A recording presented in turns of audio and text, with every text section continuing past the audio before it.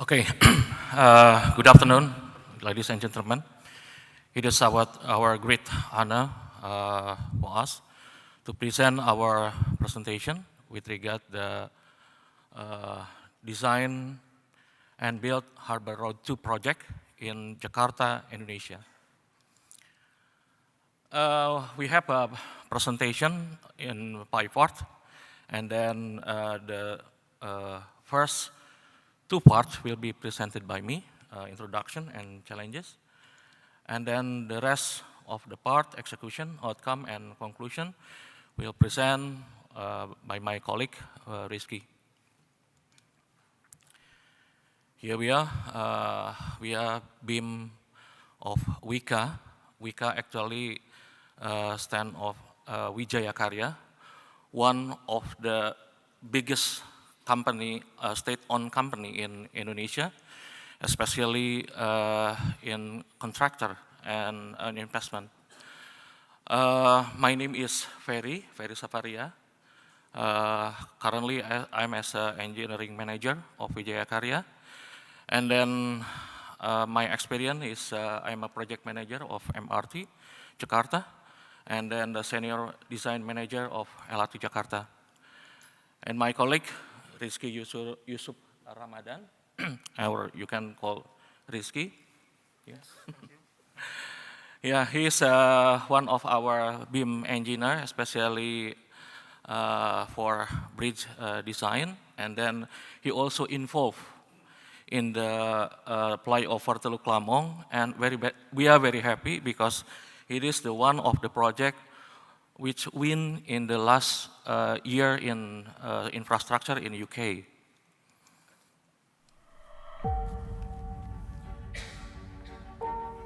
Okay.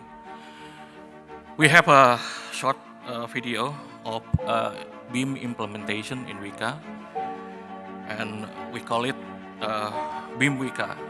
It is a key part of the Wika's company.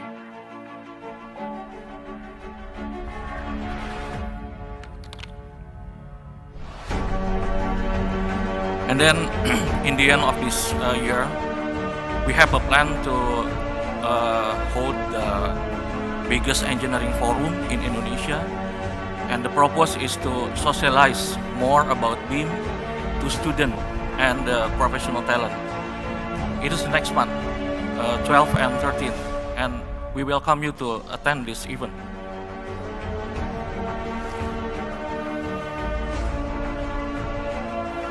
We are also the biggest BIM influencer in Indonesia. Currently, Wika BIM handle over 100 of the Wika's project inside and beyond of Indonesia. BIM Wika also have the most comprehensive BIM solution for life cycle, and our core value is to make project faster, better, and cheaper. Actually, BIM Wika itself, we already handle various projects categorized. And then, however, in this opportunity, we would like to focus on bridge and road construction project.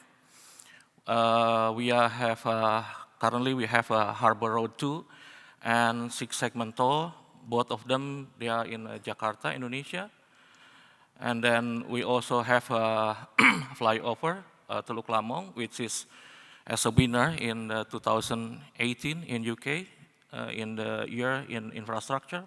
And we also handle high-speed rail, which is the first high-speed rail in Indonesia and extend more 100 kilometers. And then the other one, we also handle the project in overseas, such as in Taiwan and Malaysia. The project of Harbour 2 itself, the location laid along of the north part of Jakarta and has a length about 9 kilometers.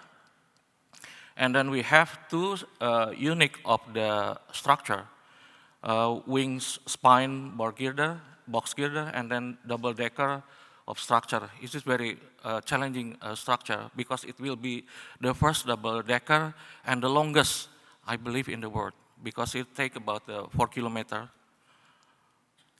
And the cost or budget of this project will be about more than 500 million US dollar, and schedules will be finished during 823 days. And we can imagine the scale of this project, that the total volume of the concrete itself, it's similar with the quarter of Giza volume pyramid. So we can imagine. And then the project, during the design itself, design phase, there are many challenges, project challenges. As I mentioned, that this project located along of the north part Jakarta, which has average daily traffic is very high, yeah, about 90,000 vehicles per day. And we also laid on the most of the project laid along of the Ancol River, which has a high flood level in every year. So that's why it become challenge for us during the design, that the our Ministry of Public Work not allow to us to put the piers structure in the canal waterways. And also another challenge is that our project also facing with the GIS or Jakarta International Stadium project, which is it proposed as a host for FIFA event U20 in the middle of year 2021. It means that we have a very tight schedule, because the project has to finish in the same time with the GIS project. And then, as you know, yeah, Indonesia is very populated by dense urban and crossing in many existing of the structure, like a railway, piping, and so on and so on.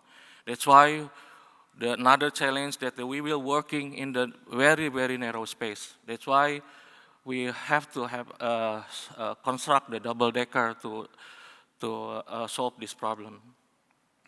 And then again, talking about the scale of this project, the total area of this project is about 4 times of Vatican City. And then it means that it has a high risk to waste during the construction. As you know, that it can be the workflow, material, or variability. You can see the number of pier, 100 and 1,000 of the box segment and files. Talking about lean construction, as you know, that it will become hot issue in our country, especially the implementation in my company. There are 7 deadly waste that have to manage as the project team, and we utilize the BIM as the tools to achieve the lean target, to finish the project faster, with the good quality, and working with safety. And then we believe the BIM, because BIM can reduce this design and development by development the cycle time, and then manage the information workflow, and then avoid the error construction, because as we know that by using BIM, we can easily to see visually the stage of the construction stage by stage. And also we are willing to improve the communication between the project team, internal and external. And then here we are the goals of the project itself, to improve the travel time, as will be the main access, accelerate the economic growth, and then finally, hopefully we can break the record that we can build the double-decker, the longest double-decker. And then the BIM goals itself, we expected that the BIM can optimize the project design schedule, and then achieve the lean construction and by minimizing the waste and zero accident, and managing costs, improve the communication, and become the benchmark. And then this slide, I would like to explain about the timeline during we are working in design phase by using BIM.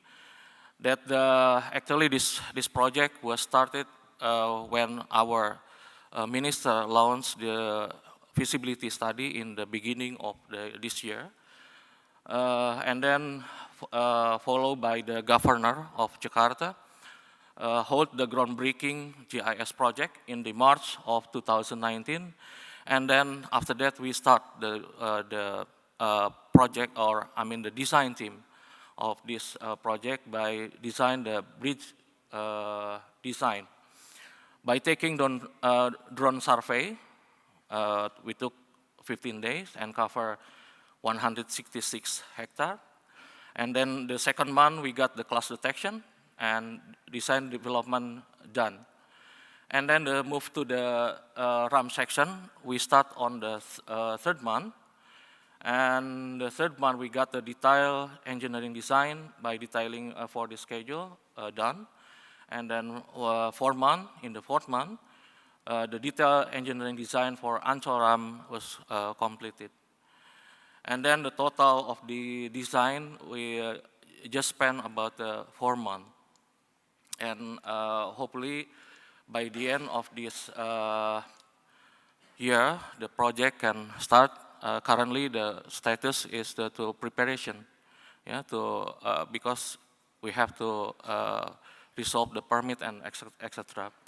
And we are very happy because comparing with the conventional method that should be provided about the 7 months, by using BIM, we can accelerate 3 months ahead. Yeah? And then finally, the project itself expected in the middle 2021 should be finished in the same time with the Jakarta International Stadium. Okay, my turn to stop, and I move to Rizky to continue. Thank you, Mr. Ferry Safaria. Now it's my turn. I think you need to focus because there's a lot of information here. So I want to explain the BIM process. So interoperability technologies play a vital point in the Bentley Infra solution.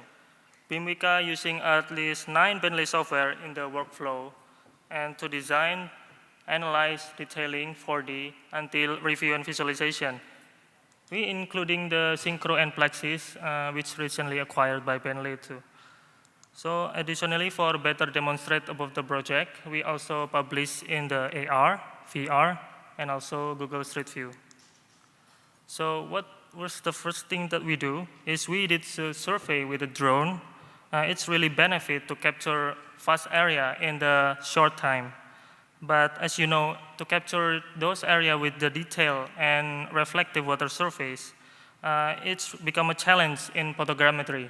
So we are working with a solution. We are using a 3D laser scanner to enhance the accuracy of reality visual. By combining both, we can clearly understand the existing and make a better decision. Then we process thousands of image data faster than on demand. So the next step in design, we are using OpenRoads to finalize the alignment. Then we verify geometry based on the standard Indonesia. So then the geometry is imported to OpenBridge to iterate the bridge design. We are using a full capability of OpenBridge modeler, so we can perform clash detection at the design stage to mitigate the potential risks. We also constantly giving feedback to the OBM team to further drive the software development. So this is the iteration design. The bridge model from OBM then sent to the RM bridge to evaluate the various load and stage construction. So it's a little bit tricky due to the eccentric geometry of the pier. So we could work around those and run the structural analysis. Then brought back to the OBM to further refine the model. We are using lip concrete to analyze the PCI girder section in the RAM section. We also collaborate with the Wika Beton as our subsidiary manufacturer to supply the box girder and PCI girder. In the following substructure design, we're using PLAXIS to analyze the retaining wall alongside the water canal, so we can define each groundwork stage to get effective construction method. So the OBM model sent to the ProStructure to finalize the bridge design with full of reinforcement. It's critical to have a clash check inside the complex rebar, so it can minimizing the error and eliminate the rework. But it's not stopped here. With Synchro, we can faster identify the massive project schedule, whether there's something wrong in the order. So with the spatial analysis tool, we can help find the potential obstruction delay that in the double-decker zone. This process will reduce the motion of the equipment and material transport.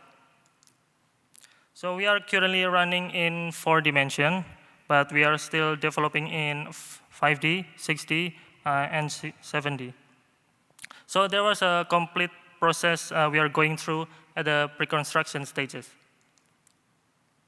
So the result of visualization, then we exported to the live cube to see through the virtual reality technology.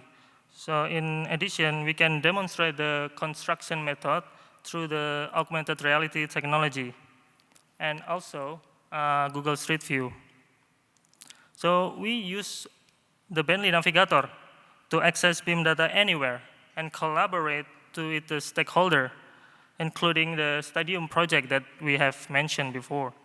So it makes easy to see information and make a review. So in terms of lean construction, we can reduce the waiting times for coordination and go paperless.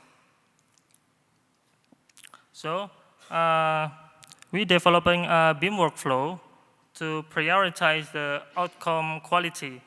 So to answering project challenges and achieving the goal. So in 2D, we can produce sub-drawing faster and immediately use on site.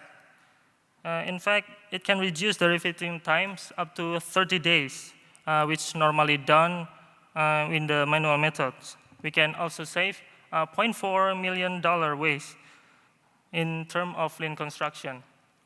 So we go through the parametric design of OBM, which is different from other software that we are experiencing. It's a one of a kind. It's increased the modeling efficiency by up to 40% compared with another modeling method in the bridge design. We also perform the value engineering regarding the construction material and construction method.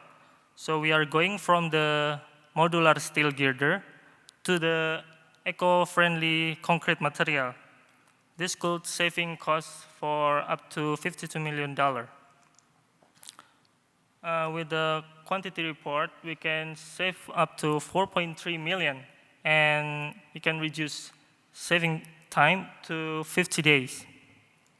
We also completed the 85 of class potential with existing, so it can avoid losing $60 million due to the rework and penalty. We can also prevent the project time delay for 100 working days.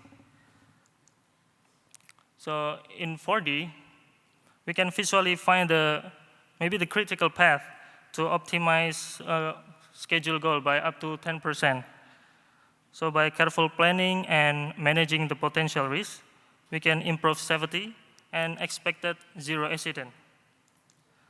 We also able to design the double-decker structure to withstand the earthquake up to 9 Richter scale and run the wind dynamic analysis. This will improve the design and analysis quality by up to 30%. While we're developing 5D, we also can display running project costs. So it's important to know that what are the costs we are currently having in the duration of construction.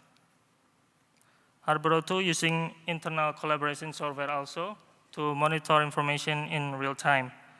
So we can also developing the BIM visual and quality standard. So in this conclusion part, I want to restate that interoperability is one of the important features that make our project is tackle various challenges. So we use comprehensive set of Bentley infra solution to improve efficiency far more than they applied individually. With all the process, it's make it easier to understand what the client need and gain value. And even in the most challenging situation that we facing with, we can do planning both design and construction simultaneously in a tight schedule. So especially what we have done in the RAM section. We are also proud of using eco-friendly material from our subsidiary. Most importantly, we design without disturbing the river ecosystem, so it can help control the flooding level. This is the main key point here. I have to tell you that we are doing cost efficiency with the collaboration with CGA, who is value engineering-based consultant. So we get basic design that already optimized based on the owner demand. We try to do another additional engineering value to optimize again the design. So combining all of that, we managed to get 11% of the efficiency. In the design and construction, we can speed up the project schedule up to 2.5 months. So it also helped to increase the quality of the design. It can increase the accuracy and confidence level by up to 30% compared to non-BIM method. Now, by getting some of those efficiency, we can increase the return of investment by target by 23% of project effective value.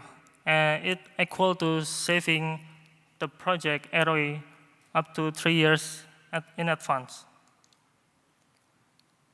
So that's our presentation. Thank you. Maybe we can open for the question and answer. Thanks. All right, thank you. Questions?